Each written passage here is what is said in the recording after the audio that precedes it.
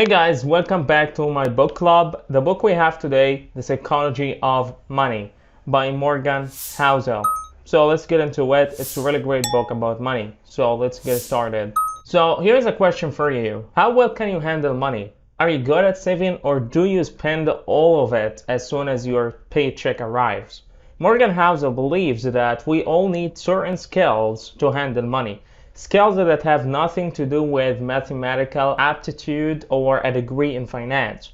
He had the idea of writing The Psychology of Money when he was investigating the 2008 financial crisis. Housel quickly realized that this crisis could only be explained by looking at it through the lens of psychology and history. So in this book, Housel explains how to handle money and wealth in the best way. So get ready to learn all about accumulating and keeping your wealth. So let's get into it, guys. So big idea number one, the psychology of money. What's the psychology of money? Ronald Read was born in rural Vermont and spent his entire life there. He went on to become the first in his family to graduate high school. He worked at a gas station for 25 years fixing cars and also swept floors at J.C. Penney for 17 years. When he was 38, he bought a house for $1,200,000 where he lived until he died in 2014 at age 92. This was when humble Ronald Read made international headlines. Of the almost 3 million Americans who died that year, only 4,000 had a net worth of $8 million, and Ronald Read was one of them. In his will, he left $2 million to his stepkids and $6 million to the local library and hospital. Everyone who had known him was baffled. How could Ronald Read have become a millionaire?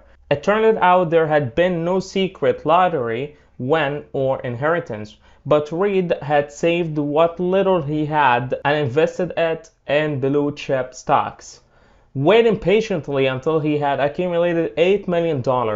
A few months before Read died, a man called Richard Fawson was in the news. He had been Harvard educated and had such a successful career in finance that he retired in his 40s to become a philanthropist before everything changed. He borrowed heavily to expand his 18,000 square feet mansion in Greenwich, Connecticut, which already consisted of 11 bathrooms, 2 elevators, and 2 pools, and already cost him $90,000 a month to maintain. Just after Fawson had borrowed so heavily, the 2008 financial crisis hit. Suddenly he was bankrupt, eventually having to sell his Palm Beach house and his Greenwich mansion. Only in the world of finance is it possible for someone with little to no education to outperform someone who has had a lot more education in the field. Housel believes that this is because financial success has very little to do with intellect and a lot with luck and behavior. Even the smartest people in the world might lack the skill of handling money. As the example of Fawson shows, he was greedy while Read was patient. Housel believes that financial success requires a soft skill, something he likes to call the psychology of money. He believes that having that soft skill is much more important than understanding the technical side of money.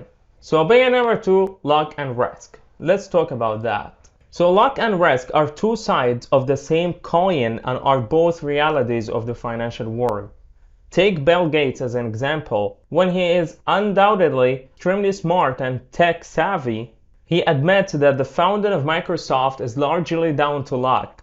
Of the 303 million high school age people in the world in 1968, Bill Gates was one of 300 lucky children who went to a high school in Lakeside, which had the foresight and money to purchase a computer. Gates and two of his friends, Paul Allen and Kent Evans, spent a lot of time on the computer. Gates and Allen eventually went on to found Microsoft. Evans would certainly have been another founding member, and his story is an example of risk.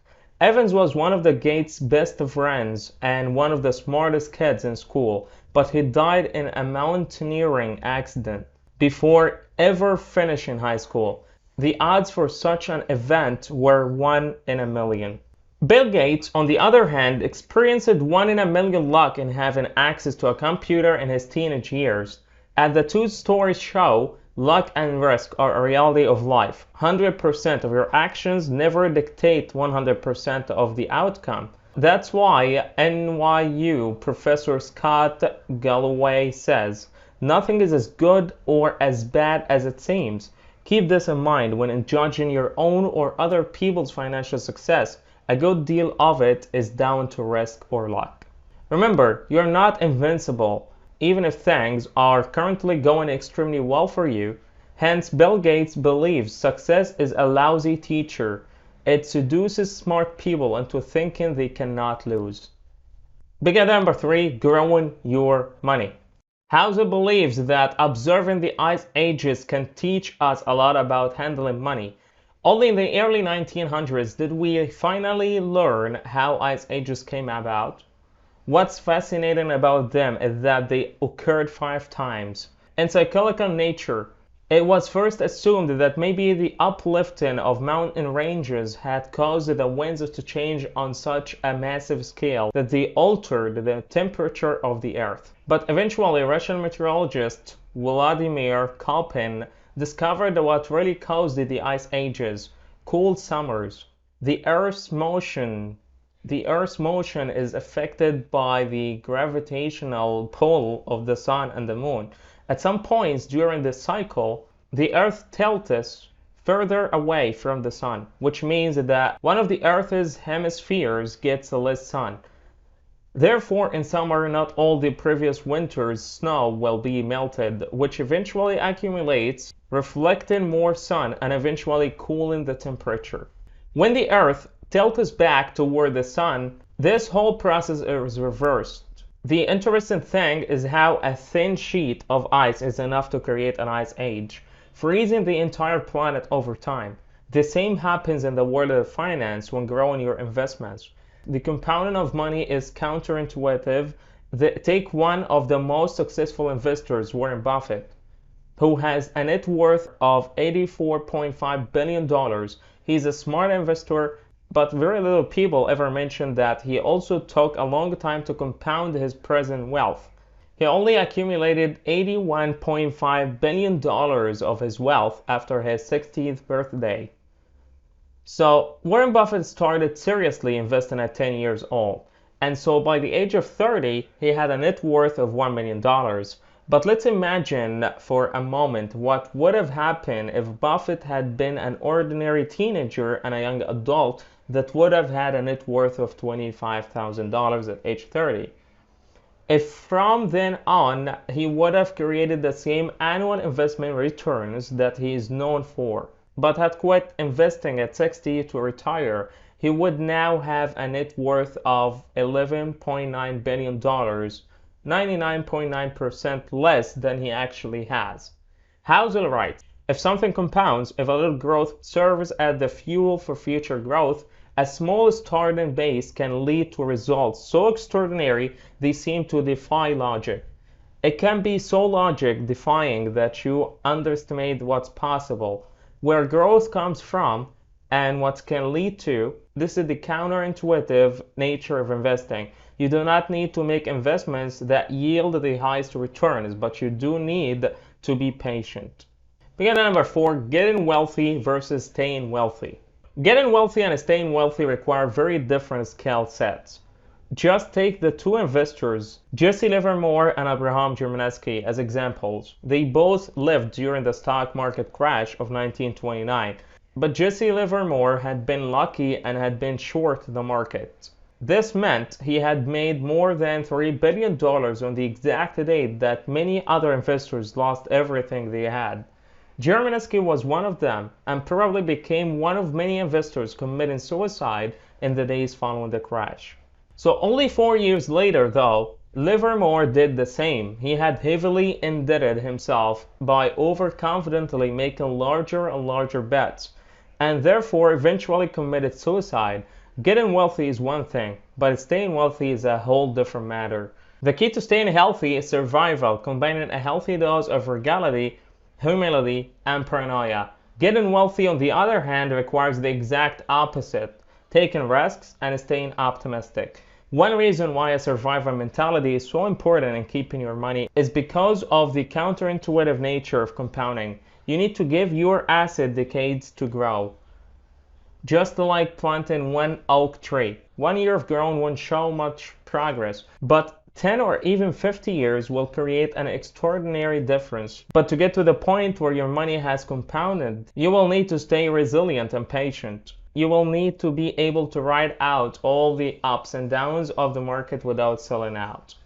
So the final idea here of the summary, saving money.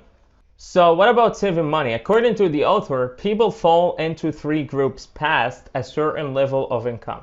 Those who save, those who think they cannot save, and those who think they don't need to save. However, Housel believes that the key to wealth is to save money. Building wealth has actually very little to do with your income or investment returns, and a lot with your savings rate. The power of efficiency can not only be observed in the world of finance. Take the energy industry as an example.